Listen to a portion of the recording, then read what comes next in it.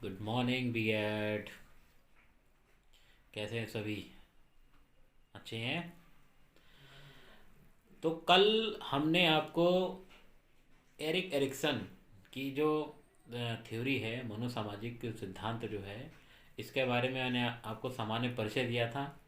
इसके अंतर्गत मैंने आपको यह बताया था कि एरिक एरिक्सन ने मनोसामाजिक जो बाल्यावस्था की जो सिद्धांत है, मनोसामाजिक सिद्धांत, उसमें उन्होंने 8 चरण बताए हैं। तो पहले चरण में कल हम लोगों ने बात कर ली थी, जिसका नाम था विश्वास बनाम अविश्वास। आज हम बात करेंगे स्वायत्ता बनाम लज्जा तथा शक, autonomy versus shame and doubt. तो एरिक्सन की यह दूसरी अवस्था, जिसकी अवधि जो है वो 1 साल से 3 साल की होती है। कल बताई थी विश्वास और अविश्वास, वो थी जन्म से 1 साल तक। आज है 1 साल से 3 साल तक। तो जब बच्चों को अपने माता पिता या देख रेख करने वालों में विश्वास उत्पन्न हो जाता है, तो फिर उनमें यह भाव उत्पन्न होने लगता है कि वह उनके जैसे व्यवहार करने लगें, और व्यवहारों को करने में वो स्वायत्ता या स्वतंत्रता को महत्व देने लगते हैं। वे अपने से खाना खाना, कपड़े पहनना, शौच करना ज़्यादा पसंद करते हैं। ठीक। अब वे अब दूसरों पर निर्भर रहना नहीं चाहते। तो इस बिंदु पर माता पिता को भी बच्चों के साथ स्वतंत्रता का व्यवहार करना चाहिए। वो जैसा व्यवहार कर रहे हैं उनको उसको करने देना चाहिए। ठीक।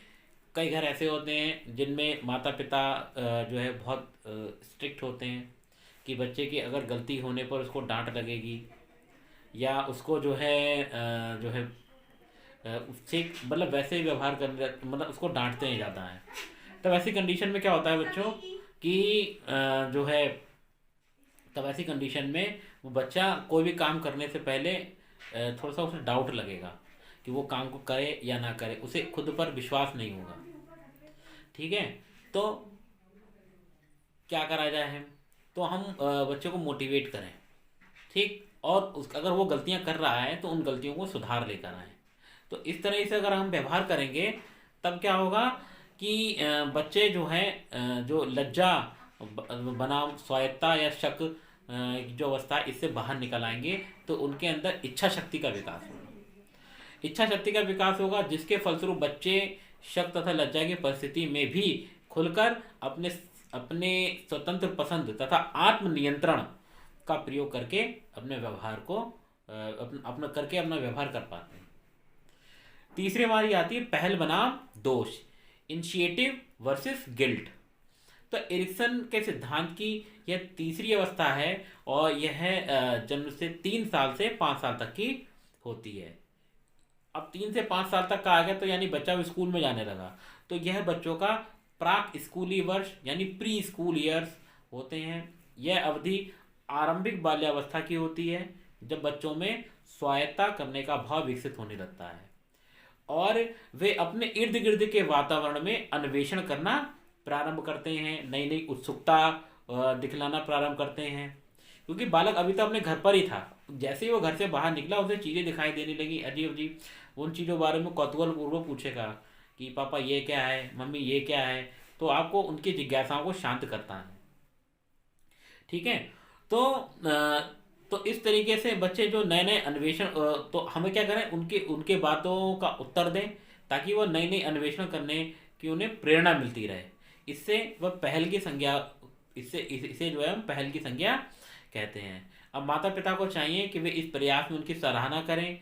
यदि किसी कारण से माता पिता की आलोचना करते हैं या दंड देते हैं, तो इससे बच्चों में दोष भाव यानी जो गिल्ट फीलिंग है वो जागृत हो जाएगी, और जब बच्चों में पहल का अनुपात दोष भाव के अनुपात में कम हो जाएगा, तब बच्चों में दोष भाव बनाम संघर्ष का जो है सामना, जो स्थिति सामने आएगी। तो वो इस समाधान इस समस्या का अगर वो बालक समाधान अगर कर लेता है, तो उनमें एक विशेष मनोसामाजिक गुण, जिसे साइकोलॉजिकल वर्च्यू विकसित होने लगता है, जिसे हम उद्देश्य भी कहते हैं। इसके परिणाम स्वरूप बच्चे लक्ष्य उन्मुखी व्यवहार करने लगते हैं, उन्हें वैसा ही प्रेरणा मिल जाती है। अगला आता है परिश्रम बनाम हीनता। तो परिश्रम बनामहीनता जो है वो एरिक्सन की चौथी अवस्था है, और यह जिसकी अवधि 6 साल से 12 साल की होती है।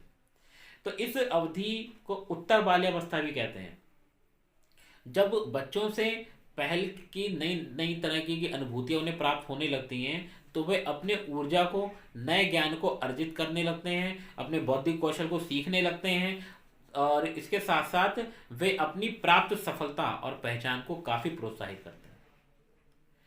इस पहल के अंतर्गत अगर बालक को अगर अगर बालक को ऐसा लगता है कि उसका परिश्रम जो है वो सही सही दिशा की ओर लग रहा है, तब तो बच्चे कहते हैं स्कूल में ही अपनी अधिकतर समय, अब क्योंकि बच्चे स्कूल में आ रहे हैं तो अधिकतर समय अपना स्कूल में व्यतीत कर रहे हैं, वहीं ऊर्जा लगा रहे हैं। इसलिए शिक्षक तथा उसके संगी साथी का का प्रभाव यह महत्वपूर्ण हो जाता है। छात्र के सामने चुनौतियां काफ़ी कठिन होती हैं, और उससे उन्हें असफलताएं मिलने लगती हैं, जिससे उसके अंदर, बच्चे के अंदर हीनता का भाव विकसित होने लगता है। ठीक उसी तरह छात्र को तुच्छ कार्य करने में सफलता हासिल हुई होती है, तो उसमें परिश्रम का भाव खत्म हो जाता है, विकसित नहीं हो पाता। तो इसमें वाइनलैंड एंड वायलेंट कहते हैं कि किसी क्षेत्र में एक अनुक्रमिक अध्ययन तथा परिश्रम में जो है परिश्रम मात्र अकेला बच्चों में बाद में होने वाले व्यक्तिगत समायोजन, आर्थिक सफलताओं, अंतर्वैयक्तिक संबंध में एक महत्वपूर्ण भूमिका निभाता है। सचमुच में परिणाम यह उत्साहवर्धक है, क्योंकि यह इस ओर इशारा करता है कि अगर शिक्षक चुनौतियों से निपटने में मदद करते हैं, तो छात्र अपनी जिंदगी में आने वाली बहुत सारी बाधाओं को वो आसानी से पार कर ले जाते हैं। तो जो छात्र परिश्रम बनाम हीनता के संकट का सफलतापूर्वक समाधान कर लेता है, तो उसमें बच्चे में विशेष मनोसामाजिक गुण विकसित होता है, जिसे हम सामर्थ्यता कहते हैं। ये चीजें ध्यान रखना कि परिश्रम बनाम हीनता से निकलने के बाद बच्चे के अंदर सामर्थ्यता का गुण विकसित होता है। पांचवी अवस्था हमारी आती है पहचान बनाम संभ्रांति, आइडेंटिटी वर्सेस कंफ्यूजन। तो एरिक्सन की सिद्धांत की ये जो अवस्था है, जिसकी अवधि 12 साल से 18 वर्ष होती है। अब चूंकि यह एज हमारी कौन सी आ गई, ये एज हमारी आ गई टीनेजर्स, यानी किशोर अवस्था। किशोर अवस्था के बारे में मैंने आपको पहले से ही बताया हुआ है कि यह जो है सबसे ज़्यादा कन्फ्यूजन की अवस्था होती है, क्योंकि इसमें बच्चे को पता ही नहीं होता है कि वो बड़ा हो गया है या अभी भी छोटा है। क्योंकि हम ही लोग अक्सर उसको डांटते रहते हैं कि तुम इतने बड़े हो गए हो, तुम ऐसा काम कर रहे हो, है ना, अभी तुम इतने बड़े नहीं हुए हो कि तुम जो है परिवार के अहम फैसलों में जो है अपना भागीदारी निभाओ। तो इस तरीके से एरिक्सन ने बताया है कि इस अवस्था में किशोरों को जानने की प्राथमिकता अधिक रहती है। ठीक, कि वे कौन हैं, वे किस लिए हैं, उनकी जिंदगी का असल मकसद क्या है, इसे एरिक्सन ने पहचान की संज्ञा दी है। किशोर को बहुत सारी नई भूमिकाएं करनी होती हैं, वयस्क की भूमिका निभानी होती है। एक स्वस्थ पहचान बनाए रखने के लिए किशोरों को भिन्न भिन्न दिशाओं में भिन्न भिन्न राहों का अन्वेषण करना होता है। अगर किसी कारण से उसने किसी राह को या अपनी पहचान को सही नहीं बना पाता या निश्चित नहीं कर पाता कि उसे किस रास्ते में जाना है, तो वह उस समय क्या होता है, उसके अंदर संभ्रांति उत्पन्न होने लगती है, कन्फ्यूजन की स्थिति आ जाती है। तो ऐसे बच्चे जो पहचान एवं बनाम भ्रांति का सही समाधान कर लेते हैं, तो उनके अंदर कर्तव्य परायणता जो है का गुण विकसित होने लगता है, और इसके परिणामस्वरूप छात्रों में समाज के नियमों तथा आदर्शों के अनुरूप व्यवहार करने में उन्मुखता बढ़ जाती है। घनिष्ठता बनाम अलगाव, तो इंटीमेसी एंड आइसोलेशन, तो यह एरिक्सन सिद्धांत की छठी अवस्था है, जिसकी अवधि प्रथम 20 वर्ष से 30 वर्ष तक रहती है। यह आरंभिक वयस्कावस्था की अवस्था होती है। इस अवस्था में बालक दूसरों के साथ एक धनात्मक संबंध बनाता है। जब व्यक्ति में दूसरों के साथ घनिष्ठता का भाव विकसित होने लगता है, तो वह अपने आप को दूसरों को समर्पित कर देता है। जो दूसरे लोगों के साथ इस ढंग में घनिष्ठता नहीं विकसित कर पाते, वे सामाजिक रूप से अलग हो जाते हैं, और ऐसे व्यक्ति अपने जिंदगी को अकेलेपन के साथ व्यतीत करने लगता है। तो इस अवस्था का प्रमुख संकट घनिष्ठता बनाम अलगाव का संघर्ष होता है। तो जो लोग इस संकट का सही सही समाधान कर लेते हैं तो उनके अंदर मनोसामाजिक गुण जिसे लव यानी प्यार कहा जाता है वह विकसित होता है। इसमें रोमांस के अतिरिक्त दूसरों का कुछ वादा और कुछ ईमानदारी तथा वफादारी निभाने के गुण विकसित होने लगते हैं। जो व्यक्ति घनिष्ठता बनाम अलगाव के संघर्ष का समाधान ठीक तरीके से नहीं कर पाता वे सांवेगिक रूप से अलग, स्नेह, प्यार और दूसरों को देने में और लेने में असमर्थ हो जाते हैं। सातवीं अवस्था हमारी आती है जननात्मक बनाम स्थिरता यानी जनरेटिविटी वर्सेस स्टैग्नेशन। एरिक्सन के सिद्धांत में यह सातवीं अवस्था है जो 40 से 50 साल की आयु तक होती है। इसे मध्य वयस्कावस्था भी यानी मिडिल एडल्टहुड भी कहा जाता है। इस अवधि में व्यक्ति में जननात्मकता का भाव विकसित होने लगता है। जननात्मकता का मतलब क्या है कि अगली पीढ़ी में कुछ धनात्मक चीजों को अंतरित करना। दूसरे शब्दों में हम यह कह सकते हैं कि जननात्मकता का तात्पर्य व्यक्ति की अगली पीढ़ी के लोगों के में कल्याण तथा सामाजिक भावनाओं का विकसित करना है। थोड़े अधिक विस्तृत अर्थ में अगर हम बात करें तो जननात्मकता या उत्पादकता उनके उचित शिक्षा दीक्षा के रूप में हमें दिखलाई देने लगते हैं। ये जननात्मकता के उदाहरण होते हैं। जैसे हमारे माता पिता जो है ने हमें जो संस्कार दिए हैं तो उन्हें भी वो संस्कार अपनी पीढ़ी से मिले होंगे, पिछली पीढ़ी से जो पिछली पीढ़ी ने उनको दिए वही संस्कार उन्होंने कुछ परिमार्जित करते हुए हमें ट्रांसफर कर दिए और अब हम जो है अपने आने वाली पीढ़ी को ट्रांसफर करेंगे। तो यह एक तरीके की आत्म तल्लीनता की स्थिति है कि जिसमें व्यक्ति अपनी आवश्यकताएं और सुख सुविधाएं ही उन्हें सर्वोपरि लगती हैं। जब व्यक्ति जननात्मकता बनाम स्थिरता का समाधान ठीक तरीके से कर लेता है तो उसमें विशेष मनोसामाजिक शक्ति उत्पन्न होती है जिसे एरिक्सन ने देखभाल की संज्ञा दी है। इसमें व्यक्ति द्वारा कल्याण की चिंता अधिक दिखलाई जाती है। अब हम बात करेंगे अंतिम संपूर्णता बनाम निराशा, इंटीग्रिटी वर्सेस डिस्पेयर। एरिक्सन ने मनोसामाजिक विकास की अंतिम अवस्था माना है जो लगभग 60 वर्ष से या उसके ऊपर मृत्यु तक चलती है।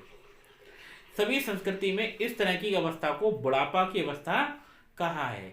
इस अवस्था में व्यक्ति का ध्यान भविष्य से हटकर अपने बीते हुए समय पर रहता है। वह अपनी सफलताओं और असफलताओं के बारे में सोचता है और अगर व्यक्ति अपने पिछले समय का मूल्यांकन धनात्मक ढंग से करता है अर्थात सफलता अधिक और असफलता कम अनुभव करता है तो उसके अंदर संपूर्णता का भाव प्रकट होने लगता है। और यदि अगर विपरीत अवस्था अगर मिल जाए कि असफलताएं अधिक हो सफलताएं कम हो तो ऐसे में व्यक्ति के अंदर निराशा का भाव जागृत होने लगता है। तो ये उसकी उपलब्धियां कैसी ऋणात्मक हैं। तो जब संपूर्णता बनाम निराशा का समाधान वह ठीक ढंग से करने लगता है तब मनोविज्ञान के रूप में इसे परिपक्वता यानी उसे जो मुझे मनोसामाजिक शक्ति मिली है उसमें हम परिपक्वता यानी मैच्योरेशन कहेंगे। मैच्योर हो गया। तो इस तरीके से तथा बुद्धिमत्ता का व्यवहारिक ज्ञान भी हो गया। तो एरिक्सन के सिद्धांत में समुचित मूल्यांकन करते हुए यह कहा जा सकता है कि उनका सिद्धांत मानव के संपूर्ण सामाजिक सांवेगिक कार्यों पर ध्यान देता है। उन्होंने जो बालक के जन्म से लेकर मृत्यु तक की सारी अवस्थाओं को लिया है। उन अवस्थाओं में जो समय समय पर जो बालक चीज़ों को फेस करता है उनको अगर सफलतापूर्वक फेस कर लेता है तो उसके लिए वो चीज़ें पॉजिटिव वे में चली जाती हैं और इससे उसके अंदर सामाजिक विकास सांवेगिक विकास परिपूर्ण होने लगता है। तो आज हमने जो एरिक्सन की ये थ्योरी है इसको बहुत अच्छे से समझ लिया है। कल हम बात करेंगे एरिक्सन की थ्योरी का जो शैक्षिक आशय क्या है इसके बारे में थोड़ा बात करेंगे और अगर थोड़ा समय रहा तो जीन पियाजे पर भी हम थोड़ा चर्चा करेंगे। Thank you class.